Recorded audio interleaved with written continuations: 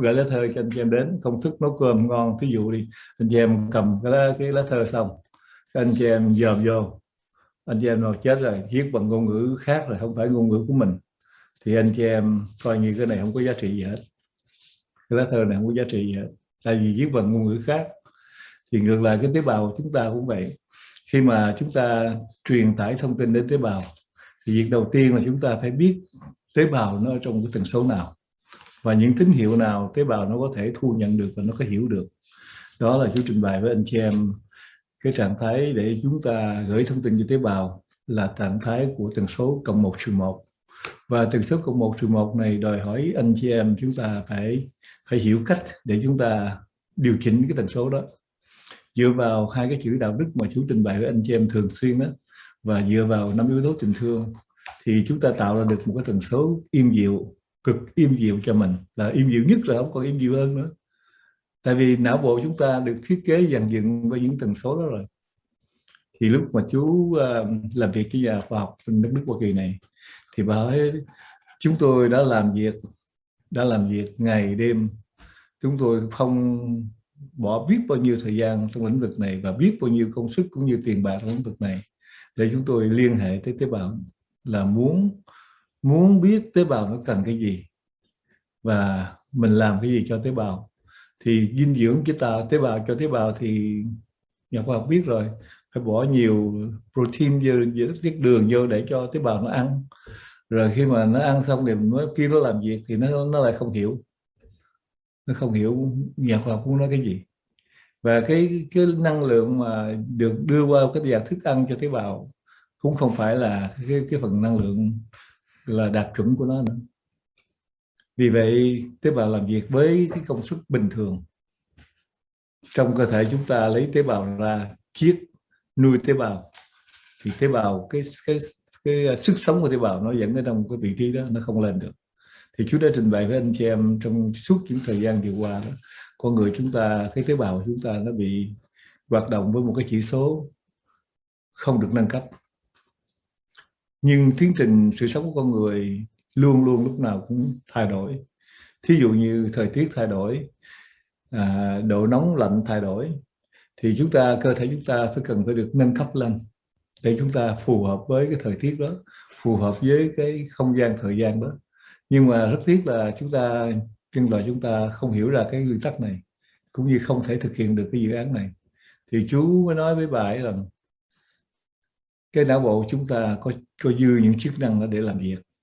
Và chính là những nhà khoa học cũng đã minh định rằng não bộ chúng ta nó siêu tinh vi mà hoạt động với cái chỉ số quá thấp. Vì vậy không thể nào có phần năng lượng hữu hiệu để cung cấp cho tế bào. Vì vậy khi mà chúng ta học cái kỹ thuật này, chúng ta học cái ngôn ngữ của tế bào, chúng ta học cái tần số của tế bào, và chúng ta dùng cái bộ phận đã được thiết kế về dàn dựng đó là não bộ mình đã được thực hiện để hoạt động chung trong một cơ thể rồi. Và bây giờ chúng ta chỉ cần biết đưa cái cảm xúc mình xuống, đưa cái trạng thái tư tưởng mình xuống thấp của tần số của kết nối với tế bào, tần số +1/1, thì anh chị em chúng ta phải hiểu là trong cơ thể chúng ta có hai cái trạng thái gọi là tâm lý và sinh lý.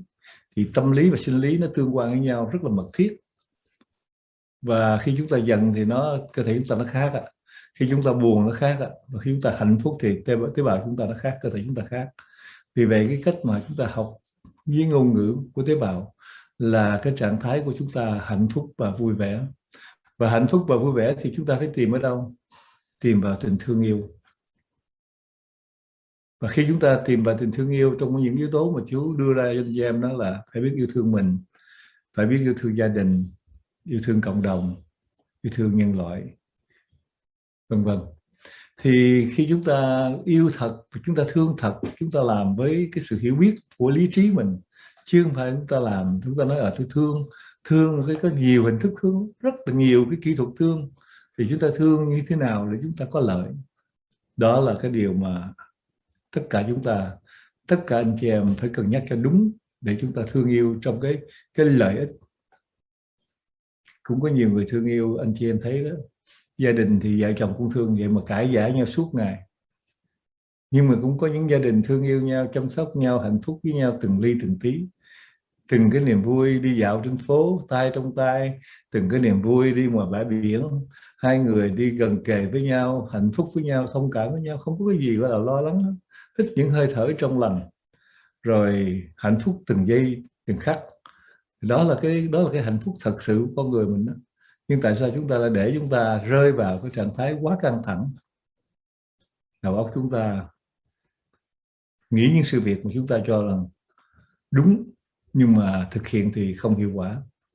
Vì vậy cái môn học nội gốc là muốn đưa tất cả anh chị em hiểu về cái giá trị của sự sống của con người của mình. Để khi mình hiểu được cái giá trị sự sống rồi đó, mình thực hiện được sống. Và ai là người hưởng lợi? Chính anh chị em là người hưởng lợi đó. Cái nguồn năng lượng vô biên cũng giống như là dưỡng khí mà chúng ta hít vào mũi, chúng ta thở ra đó. Nó đã có sẵn hết rồi. Cái nguồn năng lượng này cũng đã thiết kế và dàn chuyện sẵn cho chúng ta, để chúng ta kết nối, để chúng ta lấy vào để tạo nên cho mình một cái hệ thống miễn nhiễm siêu tinh vi, cực kỳ mạnh, vô cùng có giá trị. Nhưng mà chúng ta lấy vào bằng cách thức nào? Và cách thức mà chú đã trình bày với anh chị em, hai chữ: nhân phẩm của đạo đức và 5 yếu tố của tình thương. Và khi chúng ta nắm được cái điều này, chúng ta giữ tình thương này, nó quân bình hoài, nó tiến trình hoài trong từng ngày hôm nay, ngày mai, ngày mốt, ngày hôm kia. Trong cái hành trình của chúng ta, sự sống của chúng ta vẫn giữ như vậy, thì anh chị em luôn luôn nào cũng có cái sự hỗ trợ của năng lượng 24/24. Thì đời sống của anh chị em, sức khỏe của anh chị em không bị bệnh đau. Mà nếu có bệnh đau đi chăng nữa thì anh chị em lấy năng lượng vào hỗ trợ những cái nơi tổn thương đó một thời gian cực kỳ nhanh chóng và hết bệnh. Và cái kỹ thuật này, những vị tiền nhân chúng ta, các vị minh sư, những người đạt đạo đó, gọi đó là những chất tiên thiên khí. Mà tiên thiên khí đây có nghĩa là một cái nguồn năng lượng mà chỉ dành cho những vị minh sư, những người đạt đạo mới lấy được. Còn những người bình thường chúng ta thì không hiểu là cách ta lấy. Bây giờ chú chỉ với anh chị em, các vị minh sư đạt đạo sở dĩ có được những cái nguồn năng lượng là qua cái gì? Thì tại sao gọi ông đó là minh sư? Tại sao gọi ông đó là thánh nhân? Tại sao nó là vị chân tu? Thí dụ vậy. Thì chúng ta biết rằng tất cả những người đó đã thể hiện phẩm chất đạo đức rồi, đã sống trong yêu thương rồi, đã sống trong sự hài hòa hết rồi. Thì chính các ngài đó mới thu hút được cái phần năng lượng đó, cái phần năng lượng tinh túy đó mà chúng ta gọi là tiên thiên khí trong những thời kỳ xa xưa, hay còn gọi với một cái danh từ gọi là chất vĩ thái. Thì các vị đó đã sống thiện lành, sống yêu thương, sống phù hợp, hài hòa và dẫn dắt những người xung quanh. Thì các ngài đã tạo cho mình một cái lực hấp dẫn, cái năng lượng nó tự động nó đến với các ngài. Và mỗi gia tăng cái phẩm chất của tình thương yêu đạo đức, đến khi các ngài đó được khỏe mạnh, được sống lâu, đầu óc minh mẫn sáng suốt, thì chúng ta gọi đó là chân sư, minh sư, là những vị thiện lành, là những người đạt đạo. Chứ đâu phải tự nhiên ông đạt đạo, ông đó ông là minh sư đâu. Ông có kỹ thuật, và kỹ thuật hồi xưa thì khác, nhưng mà kỹ thuật bây giờ đó thì chú chỉ với anh, chú chia sẻ với anh chị em cái kỹ thuật này dựa vào cái yếu tố của đạo đức và tình thương yêu. Mà anh chị em không có hai cái này thì anh chị em không bao giờ lấy được. Tại vì sao? Dễ lắm ạ. Thì dựa qua khái niệm của khoa học chúng thấy là anh chị em bấm mà gọi số và trật một con số là không có alo gì hết. Chính vì cái tần số mà chúng ta kết hợp với nhau, kết nối với nhau đó. Về vô sóng wifi anh lại và cho người khác có sóng wifi đó, nhưng mà anh chị em không có passcode, anh chị em không vô được, anh không kết nối được. Vì cái não bộ chúng ta nó còn siêu tinh vi hơn những khoa học hiện tại nữa. Thì anh chị em muốn có sóng wifi của nền văn minh không gian thì anh chị em phải hiểu cách, và cách chú trình bày đó là tần số cộng 1/1 là trạng thái của đạo đức, của tình thương yêu, mà chúng ta phải thật, chúng ta không giả được. Chúng ta không thể nói dễ quá, tình thương yêu dễ quá, có gì đâu, tôi vô tôi đọc thuộc lòng cũng được mà tôi nhớ không sót một chữ. Nhưng mà cái nhớ đó, cái học thuộc lòng đó, nó không phải là cái điểm để kết nối. Đó là cái bước đầu tiên, cái điểm đầu tiên mà chúng ta làm cái khái niệm, rồi sau đó chúng ta mới bước đi. Và khi bước đi thì có sự kết nối thì mới là có giá trị. Vậy chúng ta không thể nói là bây giờ tôi học thuộc lòng 5 cái yếu tố tình thương này là tự nhiên năng lượng đến với tôi, không đâu. chưa được, đó là bước chưa được. Sự chuẩn bị này chưa đạt hiệu quả khi anh chị em bắt đầu thực hiện thực hành, thì cái sự kết nối mới có.